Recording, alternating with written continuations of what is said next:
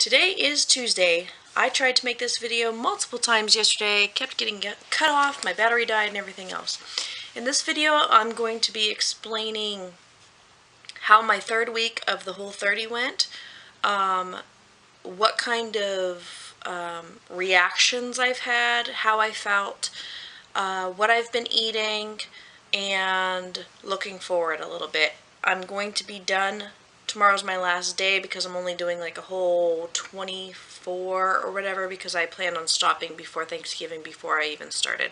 If you don't know what the Whole30 is and you'd like to, there's lots of videos and everything. There's also a website. I did my week 1 and week 2 updates so that you can check those out, and I will also be doing a final results and reflections video probably at the beginning of next week. So on to the business at hand.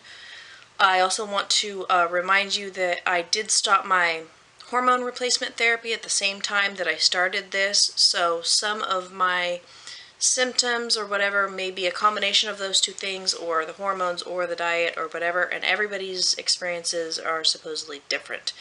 I did do measurements before I started, but I lost those because I had to update my phone, which kind of makes me mad, but whatever, it is, it is. So, but I did get my weight, and I was 208.8, so here's hoping I'm under 200.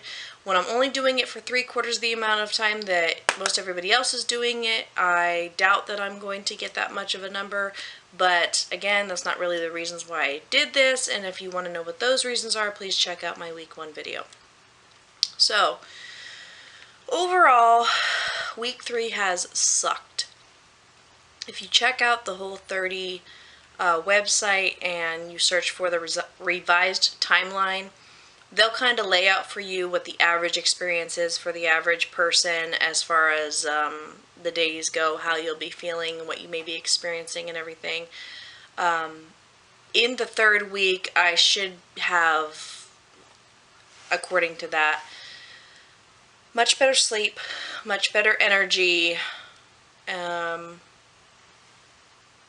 I think that's all that comes to mind, but whatever other great things that they say you're going to experience or whatever, which you might, lots of people do. I haven't had that experience necessarily. I have my little cheat sheet down here. My sleep has been here and there. I've had periods of time where I have slept great, and then nights when I sleep like crap, which is kind of just normal for everybody. I guess I think it depends a lot on stress, and maybe it's not as much on food like I thought it was, which is a good thing to kind of eliminate because I'm eating the same kinds of foods every day, and some days I'm sleeping great and some days I'm not. So like I said, that's been up and down. My mood has been normal as it was before. It hasn't gotten better or worse, really. Thing that has gotten better is before I started and I was on the hormone replacement therapy and everything, I was very easy to come to tears. Anything emotional would kind of send me crying. That seems to have dissipated, but I think that's more the hormones. I do feel like I have the ability to concentrate a little bit more, which is great. Just a little bit more. Enough to be in the margin of error, and that may also be the hormones. But might also be this diet. So that's something to think about. Cravings. My cravings have been, and temptations have been the worst in my third week. I haven't slipped, haven't done anything like that, but I definitely feel that kind of feeling like, okay, I'm over this. Okay, I really want like this, and I really want that, and I really want that, and I can't wait to have that kind of thing. Which I really wasn't feeling week 1 and week 2. That was, even though I had low energy and all the kind of bad things those 2 weeks, like the novelty of it was still high, and so I was digging it more, I guess. I don't know how to explain that, but overall, I have to say, though, that I think the best thing that I've experienced through this whole thing so far is that my appetite is like so low that sometimes I forget that it's lunchtime, or sometimes I forget that it's dinner time, even though everybody else is eating. It's like, because I have to make myself my own food, so I don't know, like, that's just really great to not feel like I just want to eat all the time. I think part of that is knowing that the food that I have to eat, I'm not really excited to eat, so it's kind of like not on my mind, because I'm like, oh god, some more vegetables, okay, some more meat, okay, you know, so I think that's part of the whole thing. But I have to say that is one of the biggest things, because my appetite before for carbs and sugar was so out of control that I couldn't think really about anything else. So it's really great to kind of be out of that. Now to the energy, that has been so up and down. Some days, like, I moved closets around. Today I was in the kitchen cooking all morning, you know, prepping stuff for myself to eat, getting stuff ready for the babies, stuff. Like, I was making food for everybody. I was doing all kinds of things. I cleaned the bathroom because we're going to be having company over for Thanksgiving, and just had a lot of energy today. At the same time, I feel tired. So it's a really tough thing to really explain. But other days, I feel like, especially, what was it, like Friday or something, I had to take a nap in the middle of the day before the kids got home from school, and then, was it that night? That night I could not stay awake. My eyes were droopy at like 9 p.m., which is not like me, and I was in bed for like 12 hours. I was so tired. So I can't really explain that, but I know a lot of people have had great experiences with an energy boost. I don't drink coffee or anything like that, so if I did, obviously that might help my energy. And that's about it for all that. What else was I going to say? What have I been eating? I've got stuffed bell pepper soup in the crock pot right now. I still tried to do the same kind of thing that I talked to you about on the week 2 video, which was to make a frittata a couple times a week and split that up and put it in the fridge to eat in the mornings, because cooking up vegetables and eggs and everything every morning when I've got 3 kids to cook for and get ready is not something that I really want to do. So food prep, definitely my best friend. And then doing the soups for the lunch, that was not something I did in week 3, but definitely something I wish that I had done. Another thing that I wish that I had done is made 2 soups so that I could at least have alternated back and forth. And then for dinners, it's just kind of been here and there.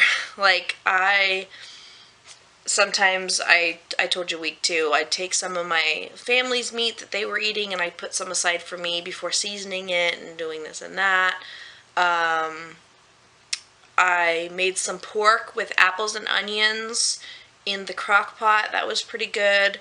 I added some thyme, sage, salt, kosher salt, not iodized salt, because did you know there's sugar in that? Table salt? It's crazy. There's sugar in everything. What else did I have in there? A little balsamic. That's about it. So that was pretty good. That's all I can think of right now. And the snacking. I've been snacking, I'd probably say like 3 out of the 7 days of week 3, 3 or 4 days, I did have at least 1 to 2 snacks. Some of those included the compliant Lara bars, and other times either apples or bananas with almond butter and salt, cinnamon, and pecans.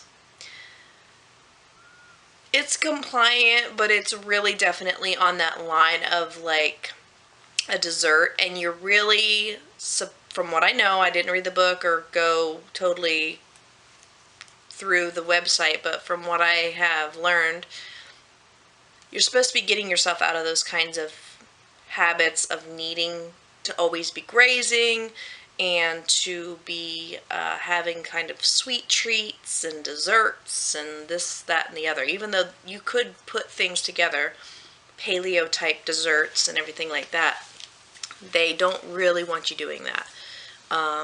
So I kind of wish I had never started doing that, because once it became this new habit, then I continued to do it.